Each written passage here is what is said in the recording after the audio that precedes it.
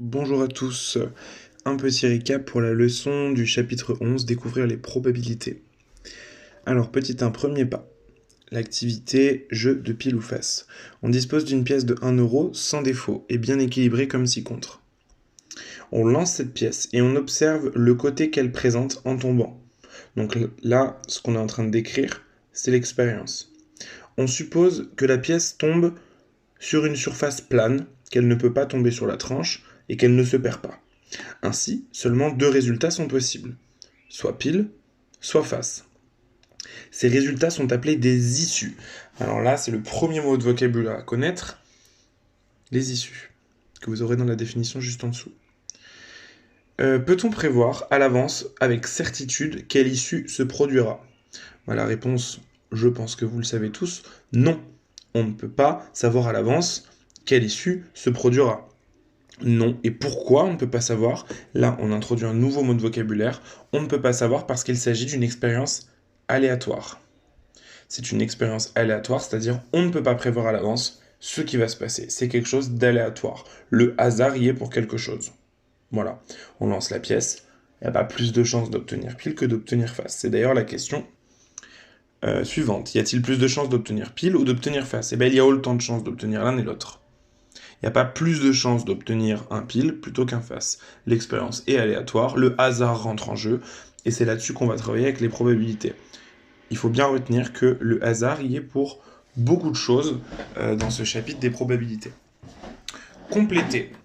Il y a une chance sur deux d'obtenir pile, on est bien d'accord, il y a deux possibilités en tout, et pile représente une de ces possibilités.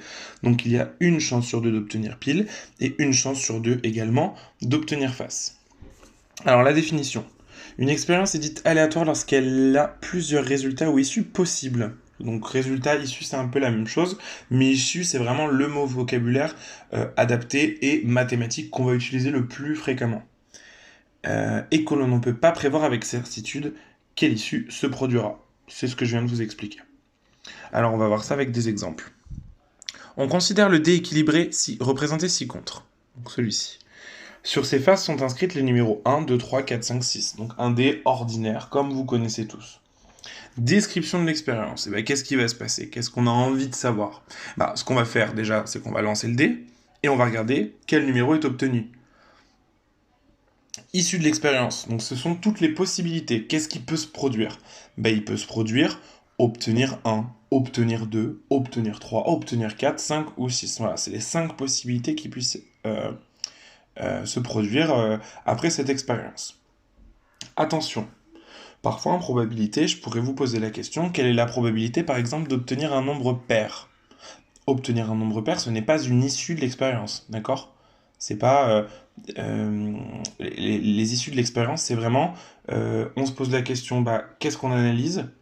Qu'est-ce qui peut se produire ? Il peut se produire 1, 2, 3, 4, 5, 6. Ce sont vraiment les pures possibilités qu'on puisse avoir à l'issue de cette expérience. Obtenir un nombre pair, on va plutôt appeler ça un événement. Voilà, l'événement obtenir un nombre pair.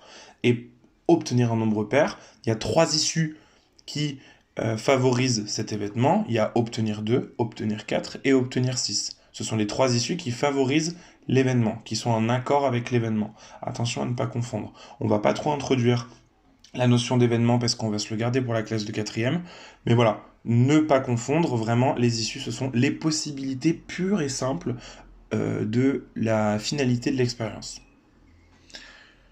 Ensuite, l'exemple 2. Le sac dessiné est opaque. Il contient 10 billes de même forme, mais de couleurs différentes. On a des rouges, des vertes et des jaunes. Alors là, avec mon impression, ça a mal imprimé, mais normalement, vous avez les couleurs correctement sur l'écran. Description de l'expérience. Donc, qu'est-ce qu'on va faire ? On va tirer une bille et on va regarder la couleur de la bille. Ok ? C'est un peu ce qui nous intéresse. Là, on voit que les couleurs sont différentes. Justement... qu'est-ce que le hasard va nous donner ? Est-ce qu'il va nous donner une bille rouge ? Est-ce qu'il va nous donner... Voilà.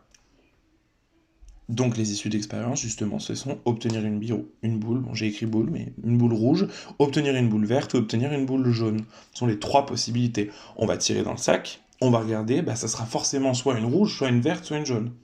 J'aurais pu également mettre, mais ce n'est pas une issue, c'est un événement, obtenir une boule de couleur claire, j'en sais rien. D'accord? Ce n'est pas une issue, c'est un événement.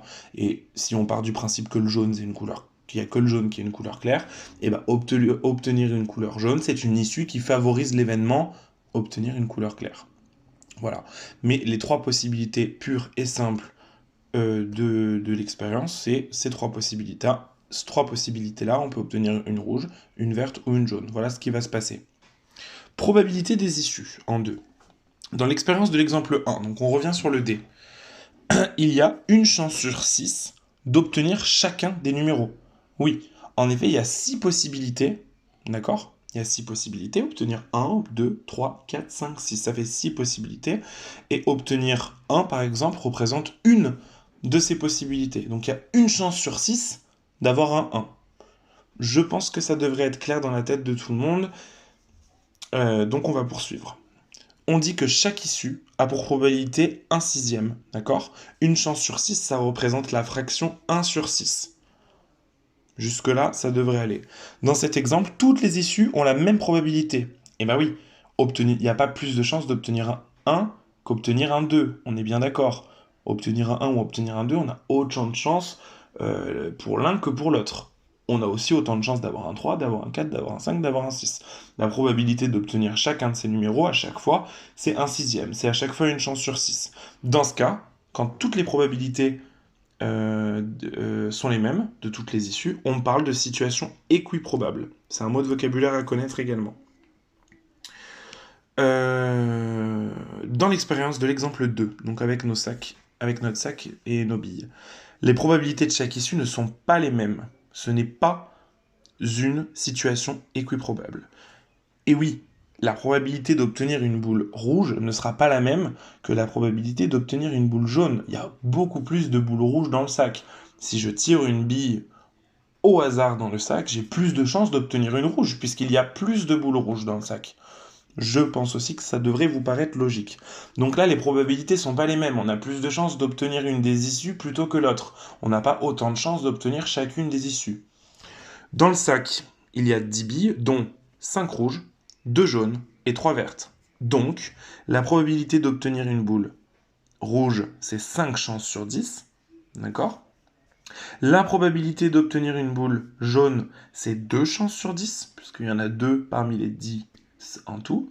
Et la probabilité d'obtenir une bille verte, c'est 3 chances sur 10, parce qu'il y a 3 billes vertes sur les 10 billes au total dans le sac. Alors, on pourrait les écrire également comme ça. Comme on vient de le voir, on pourrait l'écrire 5 sur 10. Ici, on pourrait l'écrire 2 sur 10. Ici, on pourrait l'écrire 3 sur 10. D'accord? Et 5 sur 10, on l'a fait dans le chapitre des fractions, on sait que c'est la même chose que 1 sur 2. Et oui, je peux diviser par 5 ici. Et je peux diviser par 5 ici. Pareil, 2 sur 10, on sait que c'est la même chose que 1 sur 5. 10, je peux diviser par 2. Et là, je peux diviser par 2. Donc on aurait pu dire que la probabilité d'obtenir une bille rouge, c'est 1 sur 2. Attention, hein, 5 chances sur 10 ou 5 sur 10, c'est juste. Mais on aurait pu dire que c'est 1 sur 2. C'est, disons, une fraction plus simplifiée. Donc c'est vrai que, en tant que professeur de maths, je préfère que vous arriviez à parvenir à la fraction la plus simple. Pour le moment, comme on est sur le chapitre des probabilités, sur le début, on va se contenter de comprendre toutes les notions liées à l'expérience aléatoire, à l'issue, au calcul d'une probabilité d'une issue. C'est vraiment l'essentiel, mais si certains veulent aller plus loin, vous pouvez à chaque fois qu'on calculera une probabilité, essayer de trouver la fraction la plus simple. Ça vous entraînera pour la classe de 4e, puisque ça sera un des objectifs du chapitre sur les probabilités. Voilà. Je voulais dire...